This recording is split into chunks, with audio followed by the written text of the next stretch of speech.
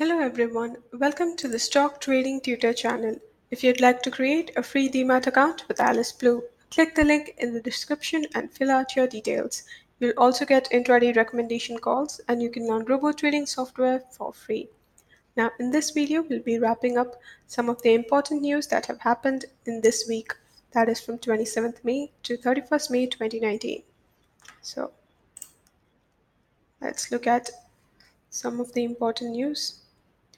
So as we can see, we get most of our information from reliable websites. So here we have moneycontrol.com, who have wrapped up this week in 5 charts and talked about the recent news events. So Indian markets have remained volatile but managed to end on a positive note, with the Nifty and Sensex a few points away from hitting the fresh record highs. So as we can see that the markets are in a higher positive note. So Sensex ended 279 points higher at 39,714, while Nifty ended 11,922, which was up by 78 points in the last week. So the equity benchmark indices ended at a highly volatile week on a positive note. And let's look at some of the stocks. So first is Z Entertainment Enterprises, whose fourth quarter net profit increased 26.8% at 292.5 crore rupees, and the revenue from operations grew 17% to 2019 crore rupees. So Sun Pharmaceuticals reported a 53% year-on-year drop in net profit to 635.9 crore rupees. So the revenues rose 2.3% year-on-year to 7,445.4 crore rupees. On a weekly basis, the rupee shed 16 paise to end at 69.68 rupees on May 31st, and last week it had closed at 69.52. So let's look at the BSE's mid-cap gainers and losers. So the gainers were Adani Power, which gained 7.8%, Hindustan Petroleum gained 7.12%, Berger Paints 6.41%, Whirlpool of India 6.26%, and Crompton Greaves Consumer Electricals 6.06%.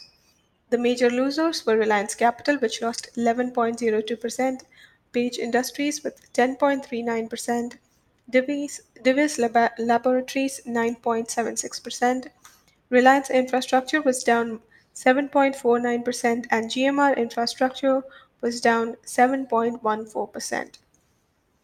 So BSE small cap gainers and losers were Tata Teleservices Maharashtra, which went down 57.58%, Bhartiya International by 33%, Symphony by 27.5%, and Camlin Fine Sciences by 27.3%, and Mohota Industries by 27.32%.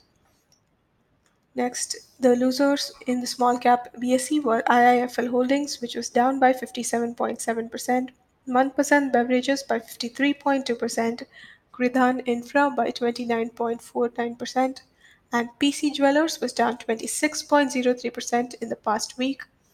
Aksh Optifiber was down 24.29% in the past week.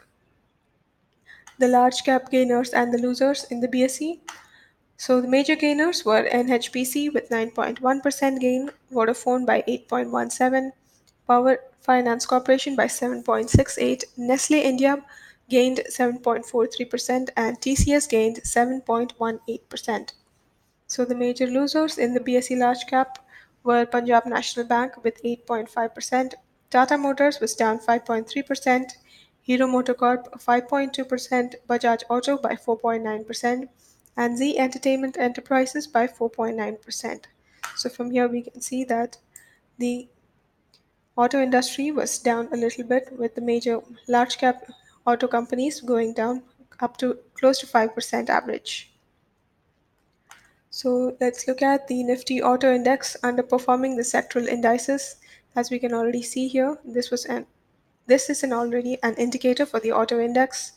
So the Nifty Auto Index underperformed, and the sectoral indices fell off 3.3% during the week. So see here, Nifty Index 3.3, Nifty PSU Bank was down 2.38, Nifty Energy gained 1.8%, and Nifty IT gained 3.79. So let's look at the weekly Sensex market cap gainers and the losers. So this is market capitalization. So based on their percentage and the size of the companies, they have gained so much.